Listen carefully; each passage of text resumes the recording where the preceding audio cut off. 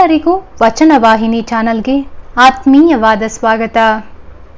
ಶರಣರೇ, ಕಳೆದ ತರಂಗಿಣಿಯ ಅಧ್ಯಾಯದಲ್ಲಿ ಗುರುಲಿಂಗ ದೇವರ ಬಳಿ ಮಹಾದೇವಿಯ ಮದುವೆಯ ಕುರಿತು ಚರ್ಚೆ ಮಾಡಲು ಬಂದಂತಹ ಲಿಂಗಮ್ಮನ ಮುಂದೆ ಮಹಾದೇವಿಯು ಉತ್ತರ ಕೊಟ್ಟ ರೀತಿಯನ್ನ ನಾವು ತಿಳಿದುಕೊಂಡಿದ್ದೇವೆ. ಇದೀಗ ಅದರ ಮುಂದುವರೆದ ಭಾಗವನ್ನ ತಿಳಿಯೋಣ. ತುಮುಲಾತ್ಮಕವಾದ ನಾಟಕ ಕೊನೆಗೊಂಡಿತೆನ್ನಿಸಿತು ಮಹಾದೇವಿಗೆ. ಎಷ್ಟೋ ದಿವಸಗಳಿಂದ ಹೊಗೆಯಾಡಿ ಬುಗಿಲ್ಲನೆ ಉರಿಯನ್ನ ಏಳಿಸುತ್ತಿದ್ದ ಮದುವೆಯ ಸಮಸ್ಯೆಯ ಬೆಂಕಿ ಪೂರ್ಣವಾಗಿ ಆರಿಹೋದಂತೆ ಎನಿಸಿತು. ಕಲಕಿದ ಕೆಲವು ಕ್ಷಣಗಳ ನಂತರ ಶಾಂತವಾಗುವ ಸರೋವರದಂತೆ ಮನೆಯ ವಾತಾವರಣ ಮುನ್ನಿನ ಶಾಂತತೆಗೆ ಮರಳುತ್ತಿತ್ತು. ಓಂಕಾರನು ಹರ್ಷಚಿತ್ತನಾಗಿದ್ದ. ಲಿಂಗಮ್ಮನಿಗೆ ಪೂರ್ಣ ಸಮಾಧಾನವು ಸಮನಿಸಿದಿದ್ದರೂ ತೋರಿಸಿಕೊಳ್ಳದೆ ಅಸಮಾಧಾನವನ್ನ ನುಂಗಿಕೊಳ್ಳುತ್ತಿದ್ದಳು. ಆವೇಶದಿಂದ ತಾನು ಮಾತನಾಡಿದರೆ ಮಗಳು ಎಲ್ಲಿ ಕೈಬಿಟ್ಟು ದೂರ ಸಾಗುವಳೋ ಎಂಬ ಭಯ ಅಂತರಂಗದಲ್ಲಿ ಕಾಡುತ್ತಿತ್ತು. ಪ್ರತಿನಿತ್ಯ ಸಂಜೆಯ ವೇಳೆಯಲ್ಲಿ ಮಹಾದೇವಿ ವಚನಗಳ ಪಾರಾಯಣ ಪ್ರಾರಂಭಿಸಿದಳು. ಓಂಕಾರನು ವ್ಯವಹಾರವನ್ನ ಪೂರೈಸಿಕೊಂಡು ಬಂದು ಕುಳಿತುಕೊಳ್ಳುತ್ತಿದ್ದ. ಭಿನ್ನ ಭಿನ್ನ ವಿಷಯಗಳನ್ನು ತೆಗೆದುಕೊಂಡು ಇಬ್ಬರು ಸಂಭಾಷಿಸುತ್ತಿದ್ದರು. ಆ ಸಂಭಾಷಣೆಯಲ್ಲಿ ಮುಖ್ಯ ಶ್ರೋತೃವಾಗಿ ಲಿಂಗಮ್ಮನು ಭಾಗವಹಿಸುತ್ತಿದ್ದಳು. ಕಾಲಾನಂತರದಲ್ಲಿ ಸುತ್ತಮುತ್ತಲಿನ ಕೆಲವಾರು ಆಸಕ್ತ ಜಿಜ್ಞಾಸುಗಳು ಬರಲಾರಂಭಿಸಿದರು.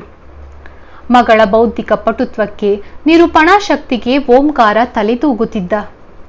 ಬ್ರಾಹ್ಮಿ ಮುಹೂರ್ತದಲ್ಲಿ ಎದ್ದು ಇಷ್ಟಲಿಂಗ ಪೂಜೆ, ತ್ರಾಟಕ ಯೋಗವನ್ನ ಮಾಡಿ ಮಹಾದೇವಿ ಸಂಜೆಯ ಕೋಣೆಯ ಹೊರಕ್ಕೆ ಕಾಲಿಕ್ಕಿದಾಗ ಓಂಕಾರ ಮಗಳನ್ನ ಗೌರವಪೂರ್ಣ ದೃಷ್ಟಿಯಿಂದ ನೋಡುತ್ತಿದ್ದ. ಶಿವನ ಕಾರುಣ್ಯವನ್ನ ಅಡಗಿಸಿಕೊಂಡ ಆ ಕಣ್ಣುಗಳು ಮಾಣಿಕ್ಯದ ದೀಪ್ತಿಯಂತೆ ಬೆಳಗುತ್ತಿದ್ದವು.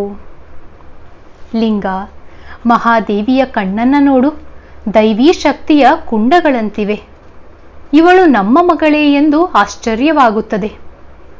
ಇಂತಹ ಮಗಳನ್ನ ಪಡೆದ ನಾವು ಪುಣ್ಯವಂತರು.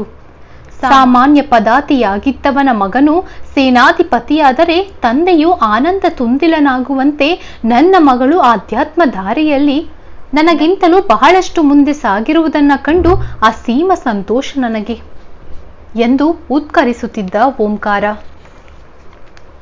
ಮಹಾದೇವಿ ಈಗ ನಿರ್ಲಿಪ್ತಳಾಗಿದ್ದಳು, ಅಂತರ್ಮುಖಳಾಗಿದ್ದಳು. ಮಠಕ್ಕೆ ಹೋಗುವೆನೆಂದು ತಂದೆ ತಾಯಿಯರನ್ನ ಸಹ ಕೇಳುತ್ತಿರಲಿಲ್ಲ. ಬೇಕೆನಿಸಿದಾಗ ತಾನು ಬರೆದ ವಚನಗಳ ಕಟ್ಟನ್ನ ಕೈಲಿ ಹಿಡಿದು ಸಾಗಿಬಿಡುತ್ತಿದ್ದಳು. ಪ್ರತಿನಿತ್ಯ ಮುಂಜಾನೆಯ ಪೂಜೆ ಮುಗಿದ ತಕ್ಷಣ ಹಣ್ಣು ಹಾಲನ್ನ ಸ್ವೀಕರಿಸಿ ಕೈ ತೋಟದಲ್ಲಿ ಓಡಾಡುತ್ತಾ ಗಿಡಗಳಿಗೆ ಪಾತಿ ಮಾಡುವಳು, ನೀರು ಎರೆಯುವಳು. ಅರ್ಧ ಜಾವದವರೆಗೆ ಹೊಂಬಿಸಿಲ ಚೇತೋಹಾರಿ ಕಿರಣಗಳಲ್ಲಿ ಮೀಯುತ್ತಾ ಗಿಡಗಳನ್ನ ನೋಡಿ ಮಾತಾಡಿಸಿ ಮೃದುವಾಗಿ ಸವರುತ್ತಿದ್ದಳು.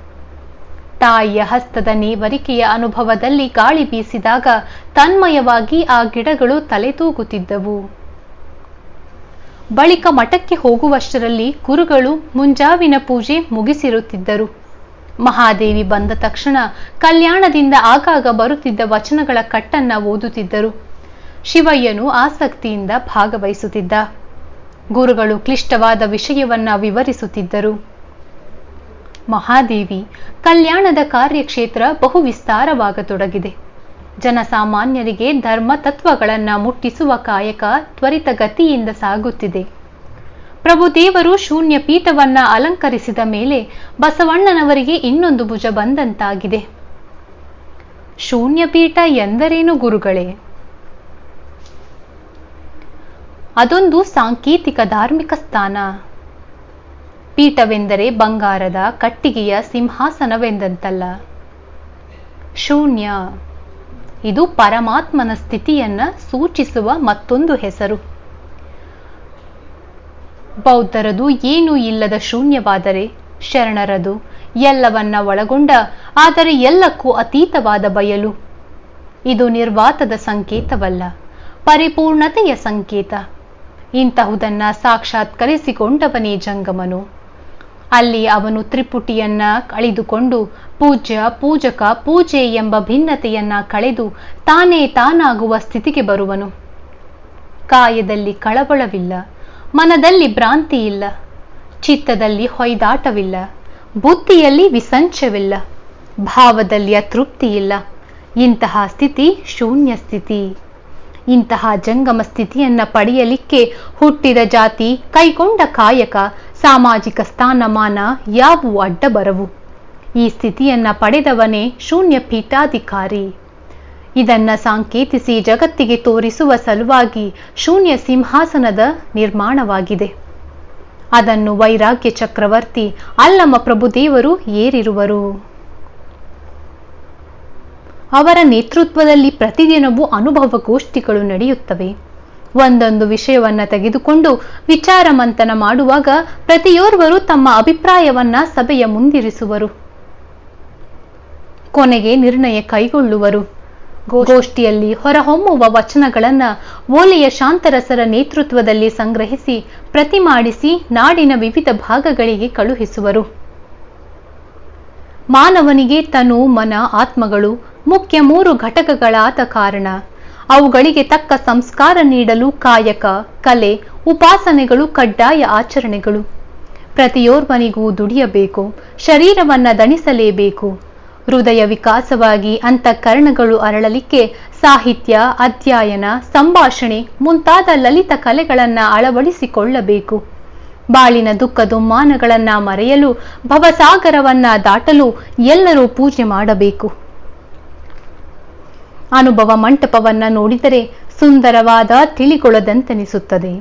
ಶುಭ್ರವಾದ ನೀರು ಕುಡಿದು ಕಮಲದ ದಂಟನ್ನ ತಿಂದು ವಿಹರಿಸುವ ಹಂಸ ಪಕ್ಷಿಗಳ ಹಿಂಡು ಸರೋವರದಲ್ಲಿರುವುದಷ್ಟೇ. ಹಾಗೆಯೇ ಅನುಭವ ಮಂಟಪದ 100 ಸಾಧಕ ಅರಸಂಚೆಗಳು ಸುಜ್ಞಾನದ ಕಮಲನಾಳವನ್ನು ಸವಿದು ಸದ್ಭಕ್ತಿಯ ಸುಜಲವನ್ನ ಈಂಟಿ ಸದಾಚಾರದ ರೆಕ್ಕೆಗಳನ್ನ ಹರಡಿಕೊಂಡು ಆನಂದದಲ್ಲಿರುವುದನ್ನ ನೋಡಬೇಕು ತಾಯಿ. ಅದು ಕೇವಲ ಜ್ಞಾನ ಪಾಂಡಿತ್ಯಗಳಿಂದ ಕೂಡಿ ಕೊಬ್ಬಿರುವ ತರ್ಕಜ್ಞಾನಿಗಳ ವಾದದ ಸಮರಾಂಗಣವಲ್ಲ, ಸಜೀವ ಸಾಧಕರ ಪ್ರಯೋಗ ಕ್ಷೇತ್ರ. ಸದ್ವಿನಿಯದ ಸಾಕಾರವಾದಂತಹವರ ಸೇವಾ ಮಂದಿರ, ಕಾಯಕ ಜೀವಿಗಳ ಕೂಟ, ಅನುಭಾವಿಗಳ ಸಂಗಮ.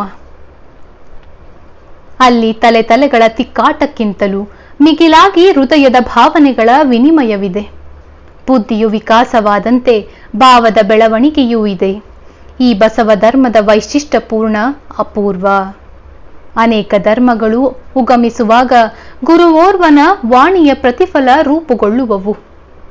ಆದರೆ ಬಸವ ಧರ್ಮವು ಶ್ರೀಸಾಮಾನ್ಯನ ಧರ್ಮ. ಇದರ ಉಗಮವಾಗುವಾಗ ಎಲ್ಲರ ಅನುಭವಕ್ಕೆ ಬೆಲೆಯುಂಟು. ಆದರೆ ಸ್ವತಃ ಪ್ರಭುದೇವರೇ ಬಸವಣ್ಣನವರನ್ನ ಗುಹೇಶ್ವರ ಲಿಂಗಕ್ಕೆ ವಿಳಾಸವಾದಿಯಲ್ಲ ಸಂಗನ ಬಸವಣ್ಣ ಎನ್ನುವರಲ್ಲ ಗುರುಗಳೇ. ಮಹಾದೇವಿ ಕೇಳಿದಳು. ಅಹುದಮ್ಮ, ಅವರು ಕೇಂದ್ರ ಶಕ್ತಿ, ವಚನ ಸಾಹಿತ್ಯದ ಕಣದಲ್ಲಿ ಮೇತಿಯ ಗೂಟ.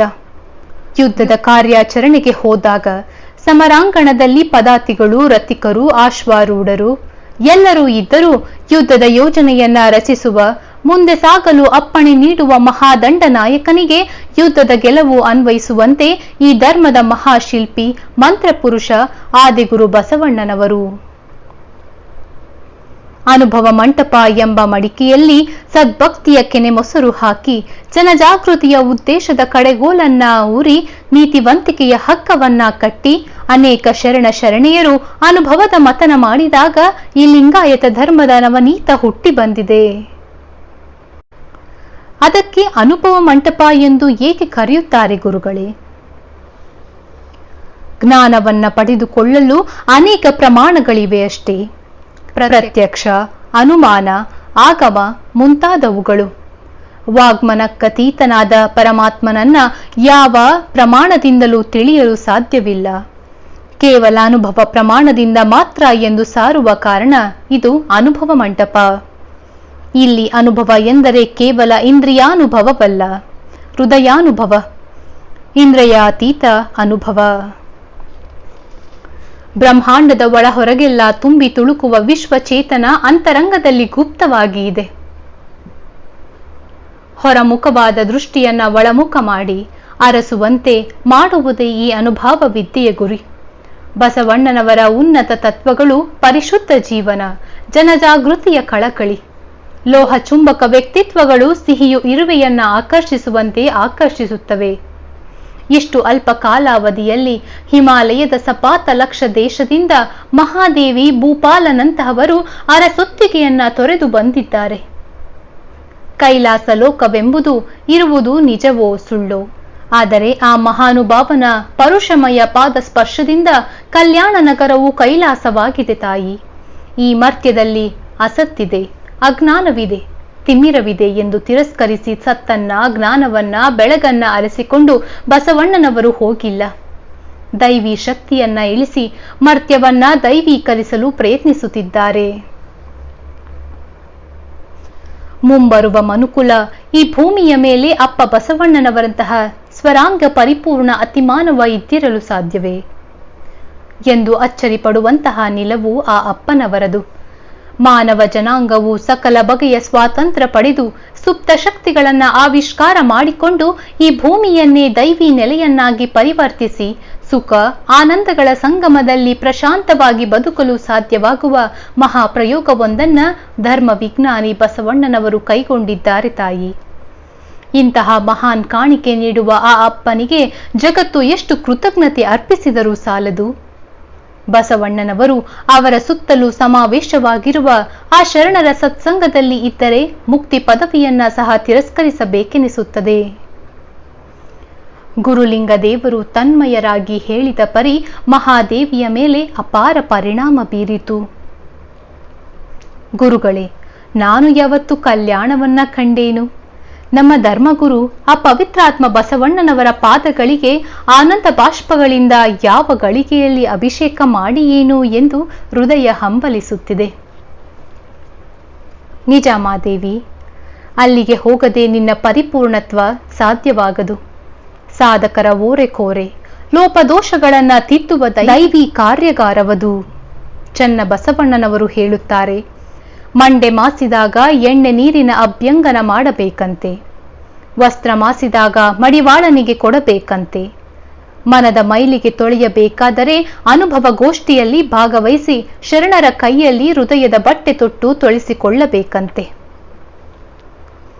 ಶರಣರು ಒರೆದೊರೆದು ಶುದ್ಧೀಕರಿಸಿ ಸಾಧಕರನ್ನ ಶಿವನಿಗೆ ತೊಡಗಿಯಾಗಿ ಮಾಡುವರು.